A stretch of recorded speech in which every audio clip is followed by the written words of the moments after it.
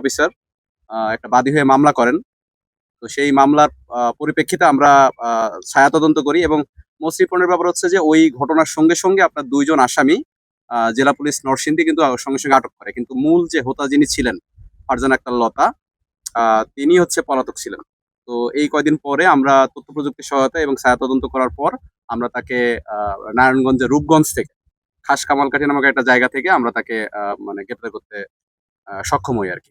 তো এটা CPSC Narsingdi team খুব এবং র‍্যাব 11 এটার পিছনে আমরা অনেকদিন ধরে লেগেছিলাম যে যখন থেকে এই ঘটনাটা ঘটে। তো খুব দ্রুত গতির সাথে দ্রুততার সাথে আমরা তাকে আটক করতে সক্ষম হই। তো ঘটনার পরিপ্রেক্ষিতে আপনাদের একটু জানার দরকার, সেটা হচ্ছে যে এই ঘটনাটা মূলত ঘটে কিন্তু আপনার ১১ তারিখ। ১১ তারিখ ঘটনা ঘটে এবং ১৪ তারিখে আপনার এই ঘটনাটা ভাইরাল হয়। তো এর ভিতরে অপর যে ২ আসামি ছিল, সেই আসামি তাদের এই যে ভিডিওটা ডিলিট করার জন্য বিভিন্ন রকমভাবে তারা কথাবার্তা বলছে এবং বলার পরে যখন এই ভিডিওটা মানে আপনার ভাইরাল হয়, তখন কিন্তু পুরো বাংলাদেশ জুড়ে একটা ব্যাপক আলোচিত একটা ঘটনা তৈরি হয়। তো এই ঘটনা নিয়ে আপনার হচ্ছে যে মামলাটা হয় সেটা হচ্ছে আপনার ২০১৩ সালে যে শিশু আইনটা আছে আমাদের ৭০ ধারা আইন ৭০ ধারাতে মামলা হয়। এছাড়া আপনার ২০১, ১০৯ এবং ৩৪ ধারা মোতাবেক এখানে মামলা হয়। এখানে ২ জন আসামি আপনার অ্যারেস্ট আছে এবং আজকে আমরা প্রধান যে আসামি ফারজানা আক্তার লতাকে আমরা গ্রেপ্তার করি। ধন্যবাদ। প্রাথমিকভাবে জানা গেছে যে এটা একটা পারিবারিক একটা বিরোধ। পারিবারিক বিরোধে তিনি এই ঘটনাটা ঘটায় এবং তিনি স্বীকারও করছে যে তিনি ভুলক্রমে এটা করে ফেলছে। নেগেটিভ। এটা আপনার মনে করেন যে তদন্তকারী অফিসার আরো বেশি আরকি মানে তদন্ত করবেন। করার পরে তিনি আরো বেশি খোঁজাখুঁজি করার পর যদি কোন নাম আসে definitely will go for them. বলি যখন ঘটনাটা ঘটে যখন ভাইরাল হয়ে যায়, ঠিক আছে? তখন তিনি আম আম সরাসরি কিন্তু এভাবে আপনাকে স্বীকার করবে না। ঠিক আছে? তো প্রাথমিক জিজ্ঞাসাবাদে আমরা যতটুকু পেরেছি যে তিনি ঘটনাটা ঘটিয়েছেন, দ্যাট ইস ট্রু এবং এটা পারিবারিক বিরোধের জোরেই ঘটনা ঘটছে। আমাদের কাছে এখন পর্যন্ত আছে। আমরা এখনই মাধবদী থানাতে আ আমরা তাকে দিয়ে দিব। আর দেখেন এই বিষয়টা তো মনে করেন যে এটা ফরেনসিক করার বিষয়। ঠিক আছে? এটা কিন্তু court will decide everything. Court কিন্তু সা মামলা তদন্তকারী অফিসার এটা আমি যতটুকু জানি যে এটা ফরেনসিকে পাঠানো হয়েছে। ফরেনসিক থেকে মানে ডিটারমাইন্ড হবে যে এটা আসলে ফেক না মানে অন্য কিছু। দেখেন এইটাই তো আমাদের টেকনিক। হ্যাঁ? এই টেকনিকটা যদি আপনাদের মাধ্যমে সবাইকে জানাই দেই তাহলে মনে করেন যে আসামিরাও দেখতেছে এই বিষয়গুলা।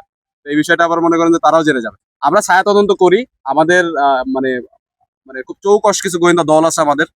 যারা বিভিন্ন জায়গা থেকে তথ্য সংগ্রহ করে এবং তথ্য সংগ্রহ করার পরে আমরা তথ্য প্রযুক্তির সহায়তা নেই। নেওয়ার পরে আমরা একটা জায়গায় যাই আরকি। তো দেখেন যখন কোন ঘটনা ঘটে তখন একটা বড় পরিসরে থাকে। আমরা সেই ঘটনাটাকে আস্তে ছোট জায়গায় তৈরি করে ফেলি। করে সেখান থেকে আমরা তথ্যটা উদ্ঘাটন করি। আসামি অ্যারেস্ট করার ক্ষেত্রেও। দেখেন এই ঘটনা ঘটার পরে তার তো একটু মানে নিজে তো আ এটারে কি বলে যে অনুতপ্ত হইছে সে। আমি তার সাথে কথা বলে যতটুকু বুঝতে পেরেছি সে খুবই অনুতপ্ত।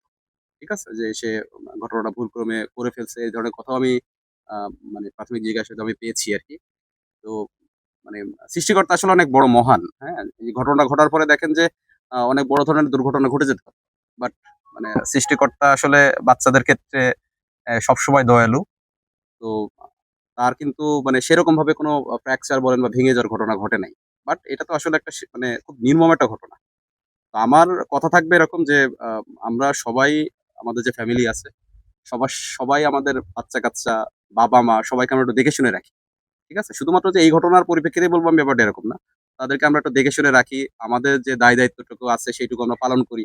মাদকের বিষয়ে আপনারা কথা বলেন, একটু পরেও বলবেন।